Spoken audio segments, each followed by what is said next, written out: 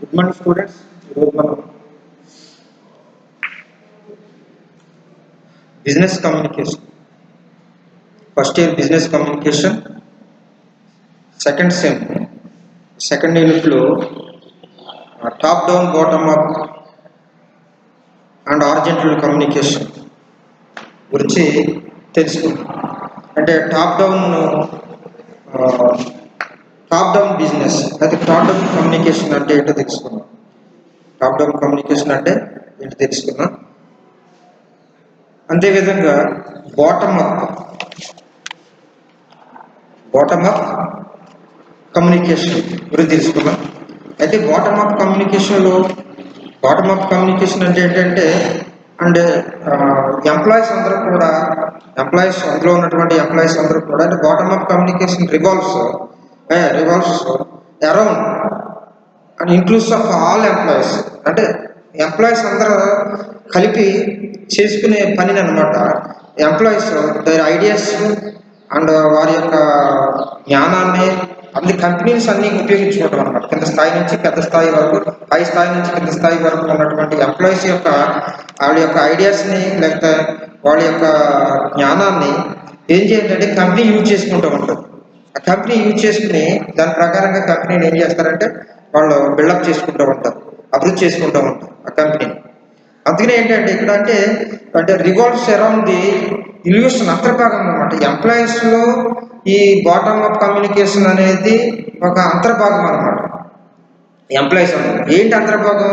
వాళ్ళకున్న ఐడియాస్ని, వాళ్ళకున్న తెలివితేటలను యూజ్ చేసి ఏం చేసిన కంపెనీ అభివృద్ధి చేయడంలో అదొక అంతర్భాగం అనమాట. అంటే అందరి బాధ్యత అనమాట.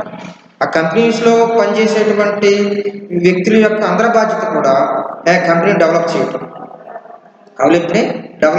అనమాట. అది ఏంటంటే దాన్ని ఏమన్నారు? బాటమ్ అప్ కమ్యూనికేషన్ అన్నారు. అయితే బాటమ్ అప్ కమ్యూనికేషన్లో ఇంకా ముఖ్యమైన విషయం ఏంటంటే బాటమ్ అప్ కమ్యూనికేషన్లో బిజినెస్ లేబరర్స్ అంటే ఏంటి? పలుకుబడితో కూడుకున్నటువంటి ఆల్ ఎంప్లాయీస్ అందరికి కూడా ఆయా విషయాల్లో వాళ్ళు ఇచ్చిన వర్క్లో అందరికి కూడా ఏం చేస్తుందంటే బిజినెస్ జరుగుతూ ఉంటుంది. అంటే వాళ్ళకున్న విధులు బట్టి వాళ్ళు నెరవేరుస్తూ ఉంటారు. Labours of all its employees perceptions అంటే ఏంటంటే ఈ యొక్క పలుకుబడితో కూడుకున్నటువంటి పరపతితో అధికారంతో కూడుకున్నటువంటిది అనమాట. ఈ బాటమ్ అప్ కమ్యూనికేషన్ అనేది ఎంప్లాయీస్ యొక్క జ్ఞానము, వాళ్ళ ఐడియాస్ ఇవన్నీ కూడా కంపెనీకి అవసరం అనమాట. అందుకని ఏంటంటే అది అధికారంతో కూడుకున్నటువంటి విషయాలను కనుక అందరూ కూడా ఏం చేస్తారంటే దాన్ని ఏం చేస్తారంటే కంపెనీని ముందుకు తీసుకెళ్తూ ఉంటారని చెప్పారు. అంతేకాకుండా ఈ కంపెనీస్లో this process allows company to identify it's most appropriate goals. ఈ కంపెనీస్కి కొన్ని గోల్స్ ఉంటాయి, కొన్ని టార్గెట్స్ ఉంటాయి. గోల్స్ టార్గెట్స్ అన్ని కూడా ఏం చేస్తారంటే వాళ్ళు అందరూ కూడా ఆ కంపెనీస్లో ఉన్నటువంటి ఎంప్లాయీస్ అందరూ కూడా కూర్చుని వాళ్ళ మీటింగ్ ఏర్పాటు చేసుకుని వాళ్ళందరూ కూడా దాన్ని ఏ విధంగా కంపెనీని అభివృద్ధి చేయాలి, ఏ విధంగా దాన్ని డెవలప్ చేయాలి, ఆ గోల్స్ ఏ విధంగా ముందుకు తీసుకెళ్ళాలి అనేది, అంటే ఒకవేళ సంక్షోభం ఉంటే ఏ విధంగా తీసుకెళ్ళాలి, ఒకవేళ అభివృద్ధిలో ఇంకా ముందుకు అభివృద్ధి ఎలా తీసుకెళ్ళాలి అనేది వాళ్ళు ఏం చేస్తారంటే వాళ్ళు గమనిస్తారు. వాళ్ళు చర్చించుకుని ఎంప్లాయీస్ అందరూ కూడా కొన్ని నిర్ణయం తీసుకున్న నిర్ణయం ప్రకారంగా ఏం చేస్తారంటే వాళ్ళు పనులు జరుపుకుంటారు. అయితే ఏంటంటే ప్రతి కంపెనీ అభివృద్ధికి ప్రతి ఒక్కరి యొక్క అవసరం ఉంటుంది అనమాట. కింద స్థాయి, పై స్థాయి నుంచి కింద స్థాయి ఎంప్లాయీ వరకు కూడా వాళ్ళ యొక్క అవసరం కంపెనీకి చాలా ఉంటుంది. వాళ్ళ యొక్క అవసరం, అందుకనే వాళ్ళ యొక్క జ్ఞానాన్ని కానీ, వాళ్ళ యొక్క తెలివితేటలు కానీ, వాళ్ళ ఐడియాస్ని కానీ వాళ్ళు ఏం చేస్తారంటే ఫీడ్బ్యాక్ తీసుకుని పై అధికారులు అంటే ఎగ్జిక్యూటివ్ ఆఫీసర్ లెవెల్స్లో ఉన్న వాళ్ళందరూ కూడా ఏం చేస్తారంటే అభిప్రాయం తీసుకుని వాళ్ళని కూడా ఈ కంపెనీ అభివృద్ధికి భాగస్వామ్యం చేస్తారు. కింద ఎంప్లాయీస్ వాళ్ళు సెపరేట్గా చూడటం జరగదు కానీ వాళ్ళు అంతర్భాగంగానే చూసి ఏంటంటే కంపెనీకి అభివృద్ధి చేయడం జరుగుతూ ఉంటుంది. అంతేకాకుండా ఇందులో అభివృద్ధిలో పాల్గొన్న బయాలజిస్టులు ఉన్నారు, ఫార్మసిస్టులు ఉన్నారు, పీపుల్స్, హోమ్ బిల్డర్స్ వాళ్ళందరూ కూడా దీంట్లో ఇన్వాల్వ్ అయి ఉన్నారు. దేంట్లోనూ ఈ బాటమ్ అప్ కమ్యూనికేషన్లో అంటే బాటమ్ అప్ కమ్యూనికేషన్లో కొన్ని రూల్స్ ఫాలో అవుతున్నారు. ఏంటంటే ఏం ఫాలో అవుతున్నారంటే కొన్ని రూల్స్ చూస్తే ఇంక్రీజ్డ్ కంపెనీ వైడ్ కమ్యూనికేషన్. కంపెనీని అభివృద్ధి చేయాలి, కంపెనీ యొక్క స్థాయిని పెంచాలి. Company increased company wide communication అంటే విస్తారమైన కమ్యూనికేషన్ ద్వారాగా విస్తారమైన కమ్యూనికేషన్ ద్వారాగా అంటే విస్తారమైన నెట్వర్క్ అనమాట. కమ్యూనికేషన్ అంటే నెట్వర్క్ ద్వారాగా కంపెనీని ఏం చేయాలంటే ఇంక్రీజ్ చేయాలి. ఇంక్రీజ్ చేయాలి కంపెనీని ఏం చేయాలి? ఇంక్రీజ్ చేయాలి. దేనికంటే వైడ్ కమ్యూనికేషన్ కోసం. వైడ్ కమ్యూనికేషన్ కోసం ఏం చేయాలంటే కంపెనీని ఇంక్రీజ్ చేయాలి. ఏంటంటే ఇంక్రీజ్ చేయాలంటే ఏం చేయాలి? దెన్ వెరీ ఎంప్లాయ్ మీరేం చెప్పారంటే then every employee actively participates in the decision making process. అంటే ప్రతి ఎంప్లాయీ కూడా యాక్టివ్గా పనిచేయాలి, అంటే యాక్టివ్గా పార్టిసిపేట్ చేయాలి. అతని పని ఏంటి? అతనికి ఇచ్చిన వర్క్లో ఏం చేయాలంటే యాక్టివ్గా అంటే పార్టిసిపేట్ చేయాలి, చాలా చురుగ్గా పార్టిసిపేట్ చేయాలి. అంటే దేనికి చురుగ్గా పార్టిసిపేట్ చేయాలి అంటే participates in the decision making. నిర్ణయాలు తీసుకుంటంలో చాలా యాక్టివ్గా ఉండాలి ప్రతి ఎంప్లాయీ కూడా. అదే చెప్తున్నాడు, every employee actively participates in the decision making. నిర్ణయం తీసుకుంటంలో ప్రతి ఎంప్లాయీ కూడా ఏంటంటే యాక్టివ్ పార్ట్ ఉపయోగించాలి, యాక్టివ్గా పార్టిసిపేట్ చేయాలి, యాక్టివ్గా పాల్గొనాలి అని చెప్పి. దేంట్లోనూ డిసిషన్ మేకింగ్ ప్రాసెస్. ఏదైనా ఒక నిర్ణయం తీసుకోవాలంటే ఆ నిర్ణయాన్ని వాళ్ళు ఏం చేయాలంటే ఆ నిర్ణయాన్ని యాక్టివ్గా తీసుకోవాలి, తొందరగా తీసుకోవాలి అని చెప్పడం అనమాట. Overall communication among members of the organization. అంటే మెంబర్స్ ఆఫ్ ది ఆర్గనైజేషన్స్లో ఇవన్నీ జరగాలి. Overall members of the organizations. ఈ మెంబర్స్ ఆఫ్ ఆర్గనైజ్ స్థాపన అంటే ఈ ఆర్గనైజేషన్ స్థాపనలో ప్రతి ఒక్కరు పాత్ర ఉండాలి.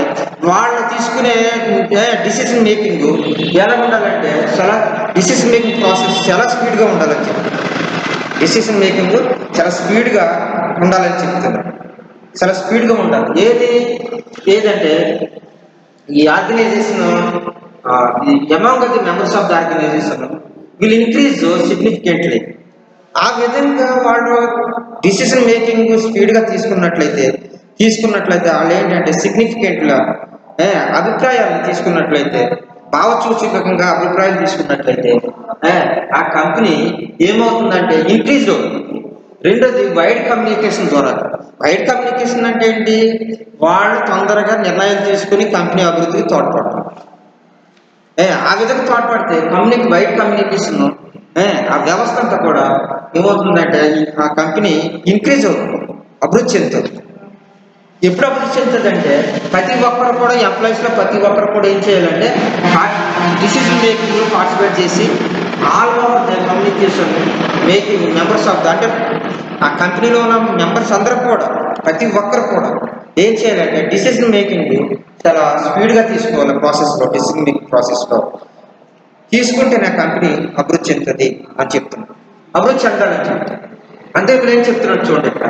When every employee actively participates in the decision making process the overall communication among members of the organization that will increase significantly. ఆ విధంగా డిసిషన్ మేకింగ్ స్పీడ్గా తీసుకోవడం వల్ల అంటే మొత్తం అందరూ కూడా ఆర్గనైజేషన్ మెంబర్స్లో ఉన్నట్టు అందరూ కూడా డిసిషన్ మేకింగ్ స్పీడ్గా తీసుకోవడం వల్ల ఆటోమేటిక్ ఏమవుతుందంటే కంపెనీ ఇంక్రీజ్ అవుతుంది. వైడ్ కమ్యూనికేషన్లో విస్తారమైన నెట్వర్క్లో కంపెనీ ఏం చేస్తుందంటే అభివృద్ధి చెందుతుంది. అది తర్వాత ఏం చెప్తున్నారంటే ఈ బాటమ్ అప్ కమ్యూనికేషన్లో బుల్డ్ మోరల్ అంటే ధైర్యంతో కంపెనీని ధైర్యంగా మనం ముందుకు నడిపించాలి, బిల్డ్ చేయాలి, నిర్మించాలి అని చెప్తాను. ఎవరు ఎలా నిర్మించాలి? ధైర్యంగా ముందుకెళ్ళాలంటే ఏం చేయాలి అని అంటే ఇప్పుడు ఏం చెప్తున్నానంటే all members of the business కమ్యూనికేషన్లో ఉన్నటువంటి ఆల్ మెంబర్స్ బిజినెస్ కమ్యూనిటీలో ఉన్నటువంటి all members All members will feel include value and valued which foster to support employees can thrive and growth together. Include and pastors ఏమంటున్నాడంటే ఈ యొక్క business కమ్యూనిటీలో ఉన్నటువంటి all members కూడా ఫీల్ అవ్వాలంటే ఏ విధంగా include all value which pastors అంటే వాళ్ళు ఉండాలంటే నమ్మకం ఉండాలి, వాళ్ళలో వాల్యూ ఉండాలి, విలువలు ఉండాలి. ఉండి దాన్ని ఏం చేయాలంటే ఇది ఫాస్టర్స్ సపోర్ట్. ఫాస్టర్స్ అంటే ఏంటంటే ఫాస్టర్ పెంచి పోషించాలి, కంపెనీని పోషించాలంటే ఏంటంటే వాళ్ళకి ఇంక్లూడ్ అండ్ వాల్యూడ్ ఉండాలి, విలువతో కూడినటువంటి పనులు చెప్పాలి వాళ్ళకి వాల్యూ. విచ్ ఫాస్టర్ అంటే అర్థం ఏంటంటే పోషించడం. ఫాస్టర్ అంటే పోషించడం. దాన్ని which foster support to employees can thrive and growth together. Thrive అంటే అప్పుడు అభివృద్ధి అంటే ఏంటంటే బిజినెస్ కమ్యూనిటీలో ఉన్నటువంటి మెంబర్స్ అందరి యొక్క సహకారం తీసుకుంటే అప్పుడు ఏమవుతుందంటే సహకారం తీసుకుంటే అప్పుడు కంపెనీ ఏమవుతుందంటే ఫాస్టర్ సపోర్ట్ అవుతుంది. అంటే ఈ ఫాస్టర్ సపోర్ట్ అంటే కంపెనీని ఆదరణగా సపోర్ట్ ఉంటుంది. అలాగే కాకుండా కంపెనీని పెంచడం అవుతుంది ఆదరణతో కూడినటువంటి. అంతేగా thrive and growth together. Thrive అంటే ఏంటంటే అభివృద్ధి చెందుతుంది అంటే వీళ్ళందరూ కలిస్తేనే కంపెనీ ఏమవుతుందంటే అభివృద్ధి చెందుతుంది. ఎవరు members of the business community వాళ్ళందరూ కూడా కలిస్తే వాళ్ళకి విలువ పెరుగుతుంది. అంతేకాకుండా కంపెనీకి సపోర్ట్గా ఉంటుంది. అంతేకాకుండా కంపెనీని పెంచడం అభివృద్ధి చేయడం జరుగుతుంది. గ్రోతింగ్ ఉంటుంది, కంపెనీలో ప్రొడక్ట్ గ్రోతింగ్ ఉంటుంది. దాన్ని అందరూ కలిపి చేసినప్పుడైతే ఈ విధంగా ముందుకు వెళ్తుంది. అందుకనే ఏమన్నాడు ఏంటంటే బిల్డ్ మారల్ అంటే ఏంటంటే ధైర్యంగా ముందుకెళ్ళాలి. కంపెనీ అభివృద్ధి చెందాలంట. కంపెనీ దాని విలువ పెరగాలంటే కంపెనీ యొక్క విలువ పెరగాలంటే అంటే అందులో ఉన్నటువంటి మెంబర్స్ అందరి యొక్క పాత్ర కావాలి, అందరి యొక్క ఉపయోగం కావాలి, అందరి యొక్క సహకారాలు కావాలి. ఆ సహకారాలు తీసుకుంటే ఏమవుతుందంటే కంపెనీ ముందుకు వెళుతుంది, లేకపోతే ఆ కంపెనీ ముందుకు వెళ్ళదు అని చెప్పడం జరుగుతుంది అన్నమాట. అదే చెప్తున్నాడు ఏమంటే all members of the business community. అదే బిజినెస్ కమ్యూనిటీ అంటే ఆ బిజినెస్ వర్గానికి చెందినటువంటి వాళ్ళు ఎవరైతే ఈ బిజినెస్లు చేస్తారో, పెట్టుబడులు పెడతారో, బిజినెస్ చేస్తారో వాళ్ళ అందరికి సంబంధించింది అన్నమాట. Business community will feel include and value which pastors support employees.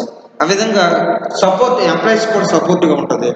ఎప్పుడైతే ఎంప్లాయీస్ సపోర్ట్గా ఉందో అప్పుడు కంపెనీ అభివృద్ధి చెందుతుంది. అందులో ఉద్యోగం చేసే వాళ్ళకి ఎంప్లాయీస్కి కంపెనీ ఎప్పుడు కూడా సపోర్ట్గా ఉండాలి.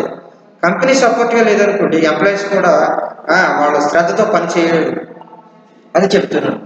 అండ్ థ్రైవ్ ఎప్పుడైతే సపోర్ట్గా ఉందో కంపెనీ లేదా మెంబర్స్ ఆఫ్ బిజినెస్ కమ్యూనిటీ వాళ్ళందరూ కూడా ఎంప్లాయీస్కి ఎప్పుడైతే సపోర్ట్గా ఉందో అప్పుడు ఏమవుతుందంట అప్పుడు అభివృద్ధి చెందుతుంది, దానికి వాల్యూ పెరుగుతుంది, దాని గ్రోత్ పెరుగుతుంది.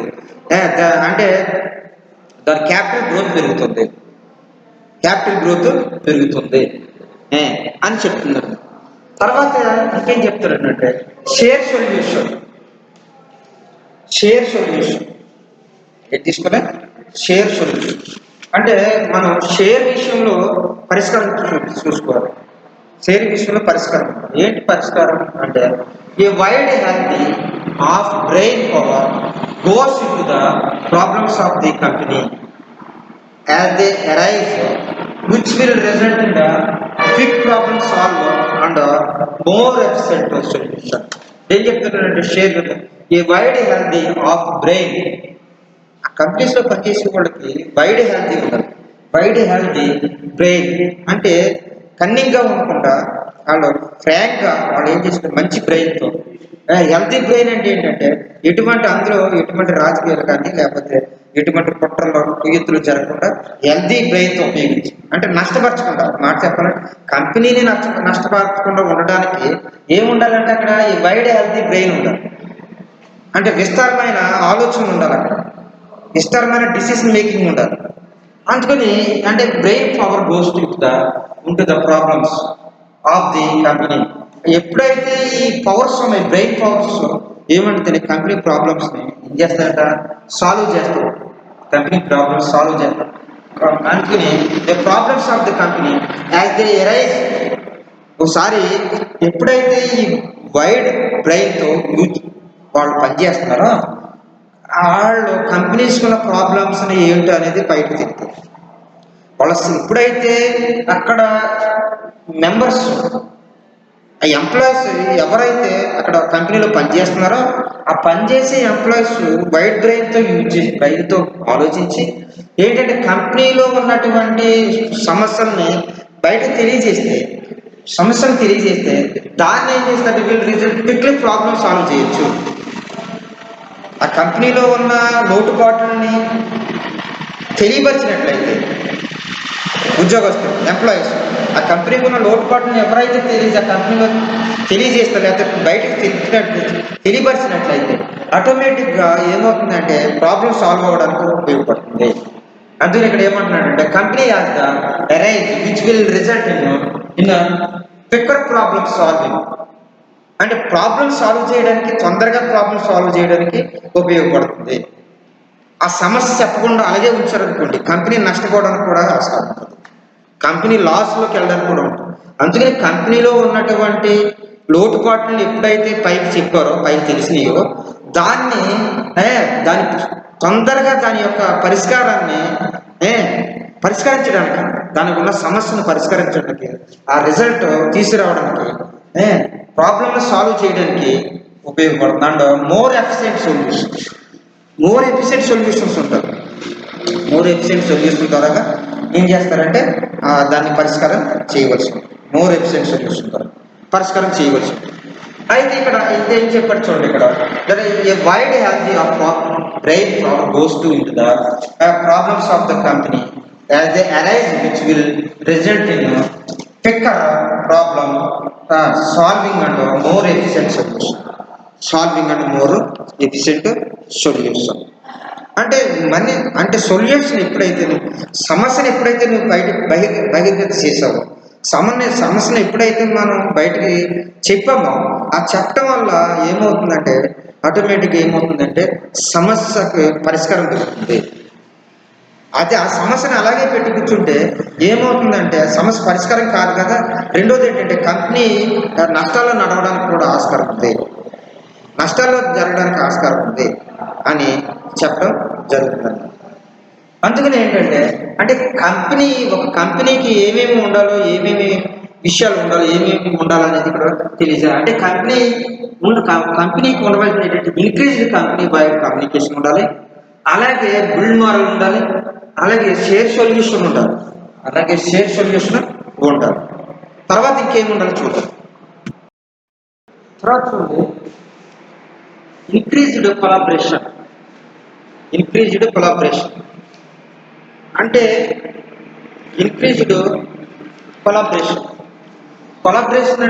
కొలాబరేషన్ అంటే భాగస్వామ్యం చేయడం. Increased collaboration when all employees of all levels are granted the opportunity to discuss problems.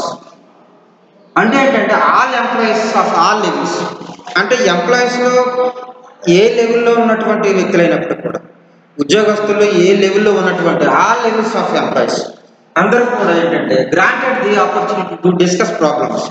అంటే కంపెనీలో పై స్థాయి నుండి కింద స్థాయి అంటే ఎటువంటి ఎంప్లాయీ అయినప్పుడు కూడా, దాని పేరు మెన్షన్ చేయలేదు కానీ ఎటువంటి ఎంప్లాయీ అయినా కూడా అతను ఆపర్చునిటీ ఇస్తారట.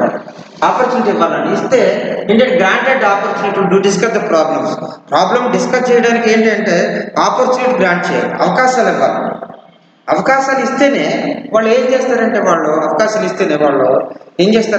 వాళ్ళ యొక్క ఐడియాస్ని, వాళ్ళకున్న జ్ఞానాన్ని ఏం చేస్తారంటే వాళ్ళు బయట పెడతారు, తెలియజేస్తారు. అందుకని ఏంటంటే ఇక్కడ కొలాబరేషన్ ఉండాలి, సహకారం ఉండాలి, భాగస్వామ్యం అవ్వాలి.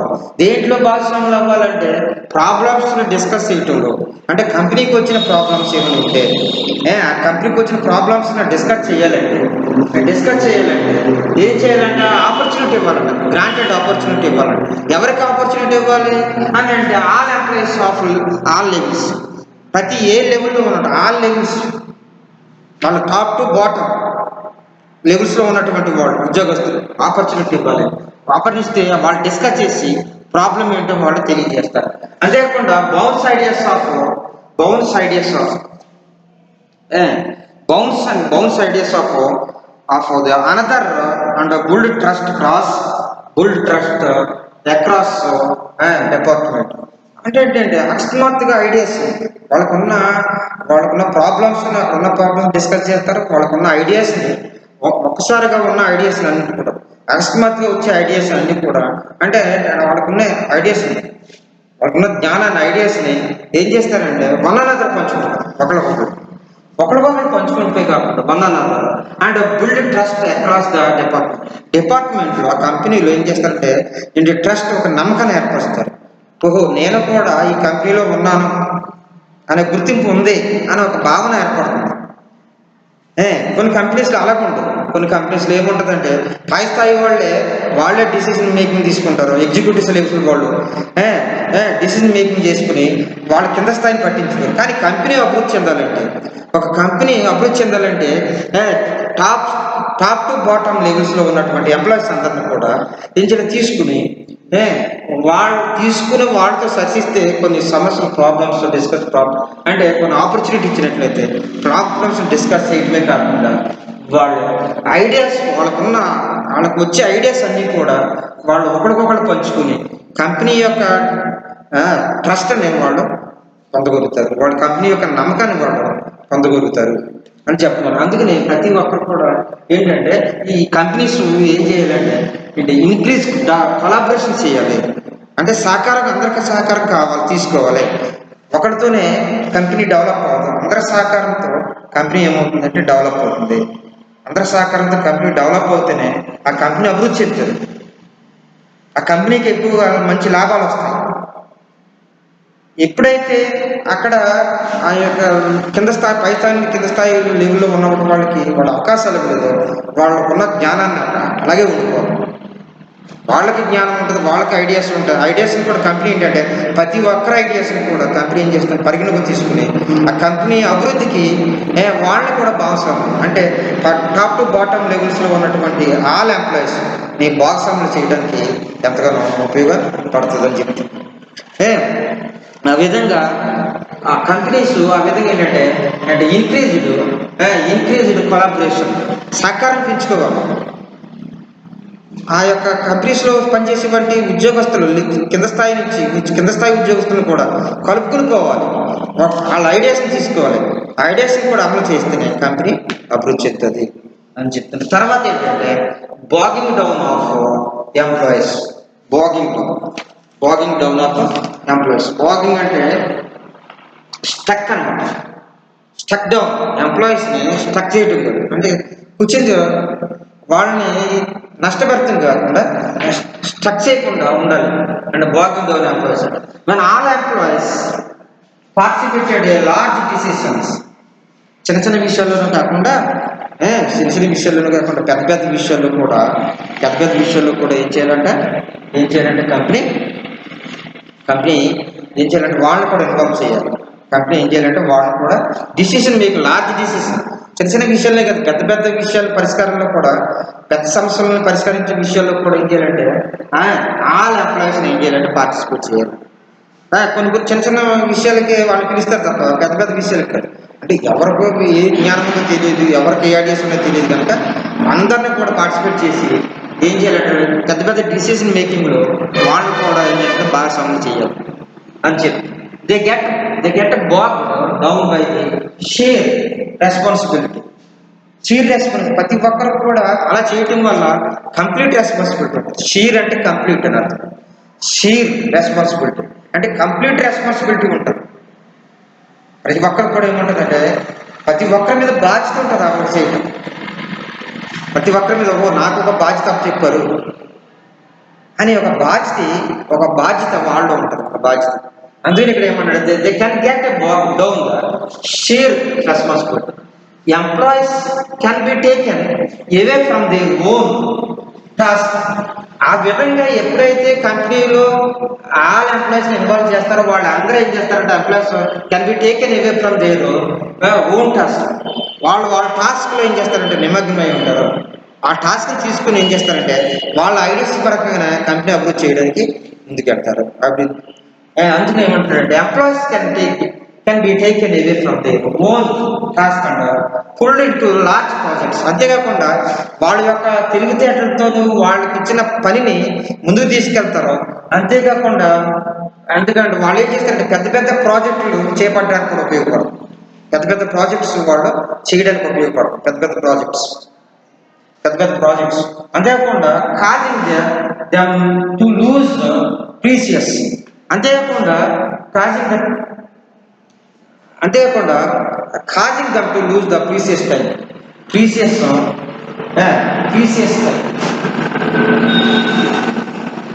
అండ్ టైంను కూడా ఏం చేస్తారంటే విలువైన టైంని వాళ్ళు సద్వినియోగం చేసుకుంటారు. విలువైన టైంని వాళ్ళు ఏం చేస్తారు, సద్వినియోగం చేసుకుంటారు విలువైన టైం. అది చెప్తారు. తర్వాత ఇంకోటి ఏంటంటే స్లో టైం క్రియేటింగ్ ప్లాన్స్. ఏమన్నాడు ఇంకో పాయింట్ ఏమంటాడంటే slow time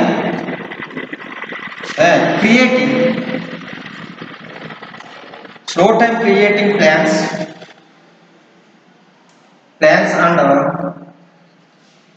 and recording reaching plans and reach. Slow time creative plans and reach అంటే స్లో టైం అంటే ఏంటంటే వాళ్ళకున్న టైంని జాగ్రత్తగా ఉపయోగించుకుని, అంటే కంగారు పనులు చేయకుండా స్లోగా ఉపయోగించుకుని రీచింగ్ వాళ్ళు ఏం చేస్తారంటే రీచింగ్ గోల్స్ వాళ్ళకున్న గోల్స్ ఏం చేస్తారు, రీచ్ అవుతారు. ఎలా రీచ్ అవుతారు? Slow time create. వాళ్ళకున్న టైంని శ్రద్ధగా ఉపయోగించుకుని స్లోగా పని. ఏదైనా కంపెనీస్లో కొన్ని మిషనరీస్ తయారు చేసేటప్పుడు కొన్ని పెద్ద మిషనరీస్ తయారు చేసేటప్పుడు కంగారు పని ఉండదు, కంగారు అవసరం ఉండకూడదు. స్లోగా నిదానించి వాళ్ళు ఏం చేయాలంటే దాన్ని ఆలోచించి ఆ పనిని కంప్లీట్ చేయాలి. అందుకని ఏంటంటే ఇక్కడ slow time creating plans and reaching goals. ఎప్పుడైతే స్లోగా దాని టైం యూజ్ చేసుకుంటున్నారో అప్పుడేమంటే గోల్ రీచ్ అవుతారని చెప్తారు. గోల్ రీచ్ అవుతారని చెప్తారు.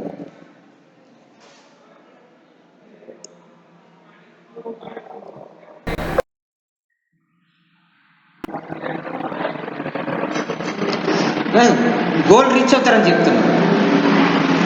అందుకని ఏంటంటే వాళ్ళు అంటే గోల్స్ అంటే కానీ many people with young wearing ideas contribution companies. చాలా మంది ప్రజలు ఏం చేస్తారంటే వాళ్ళ యొక్క ఐడియాస్ అందరూ కూడా కంపెనీస్లో పాల్గొని ఆ కంపెనీస్ డిసిజన్ మేకింగ్ తీసుకునే ప్రాసెస్ అభివృద్ధి చేయడానికి.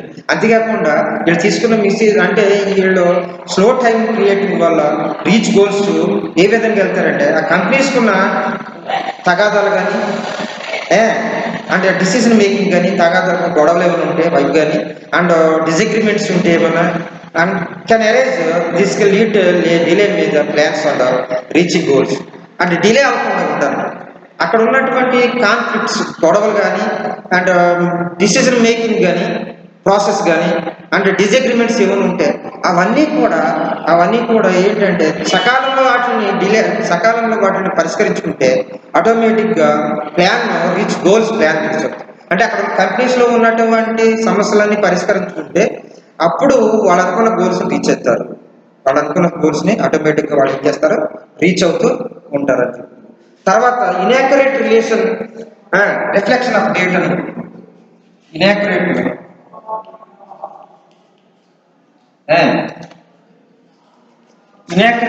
Reflections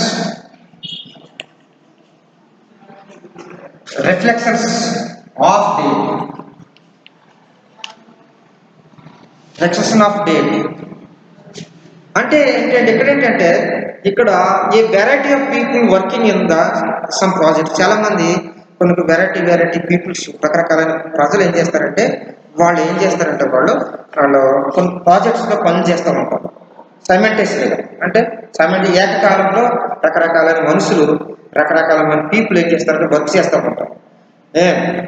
simultaneously can cause speed and result and inaccurate diseases. Inaccurate అంటే తప్పైనటువంటి సమస్యలు, కొన్ని పొరపాట్లు జరుగుతూ ఉంటాయి. కొన్ని పొరపాట్లు జరిగినప్పుడు వాళ్ళు ఏం చేస్తారు, కెన్ కాజ్ స్పీడ్ రిజల్ట్ అంటే రిజల్ట్ ఏంటంటే తేడా వచ్చేస్తుంది. రకరకాలైన వ్యక్తులు ఆ ప్రాజెక్టులో పనిచేస్తారు కనుక అక్కడ ఏదైనా పొరపాట్లు జరిగినట్లయితే ఆ రిజల్ట్ ఏమవుతుందంటే ఇన్యాక్యురేట్ రిజల్ట్లో మార్పు వస్తుంది. మార్పు వస్తుంది. అంతేకాకుండా రిజల్ట్ అంట inaccurate decision in the long term. Inaccurate decision decision కారణంగా అక్కడ చాలా ప్రాబ్లమ్స్ ఎదురవుతాయని చెప్తున్నాడు. ప్రాబ్లమ్స్ ఎదురవుతాయి. అందుకని ఏంటంటే అందరూ కలిసి డిఫరెంట్ పీపుల్స్, డిఫరెంట్ ప్రాజెక్ట్ వర్క్లో చేసేవాళ్ళు ఉంటారు ప్రజలు. వాళ్ళందరినీ కూడా ఏం చేయాలంటే కలుపుకుని పోవాలి. ఏదైనా సమస్య ఉంటే వాళ్ళు ఏకకాలంలో పనిచేసే వాళ్ళు మనస్పర్ధలు లేకుండా ఉంటే వాళ్ళ ప్రాజెక్ట్స్ ముందుకెళ్తుంది. వాళ్ళని ఎక్కడ ఉన్న వాళ్ళని అక్కడే పని చేపిస్తారు, మార్చడం కూడా జరగదు. అంతేకాకుండా రిజల్ట్ కూడా ఎలా ఉంటుందంటే ప్రాబ్లమ్స్తో కూడినటువంటి కంపెనీలో సమస్యలు వచ్చినప్పుడు ఇన్యాక్యురేట్ రిజల్ట్ వస్తుంది, డిసిషన్ వస్తుంది. తప్పు అయిపోయిన డిసిషన్ మేక్ అవుతాయి. అంటే వాళ్ళే పడకపోయినప్పుడు, వాళ్ళే కొన్ని ప్రాబ్లమ్స్ వచ్చినప్పుడు వాళ్ళే ఎందుకంటే ప్రాబ్లమ్ రకరకాలైన ప్రజలు ఉంటారు అక్కడ, రకరకాల డిఫరెంట్ టైప్స్ ఆఫ్ మెంటాలిటీతో కూడినటువంటి ప్రజలు ఉంటారు కంపెనీస్లో. వాళ్ళందరూ కూడా ఏంటంటే వాళ్ళందరూ కలిసికట్టుగా పనిచేయకపోతే ఆ ప్రాజెక్ట్ ఏమవుతుందంటే సైమల్టేనియస్గా ప్రాజెక్టు కొలాప్స్ అవుతుంది. అంతేకాకుండా ఇన్యాక్యురేట్ డిసిషన్ తీసుకుంటారు. అంటే తప్పైన డిసిషన్ తీసుకుంటారు వాళ్ళు.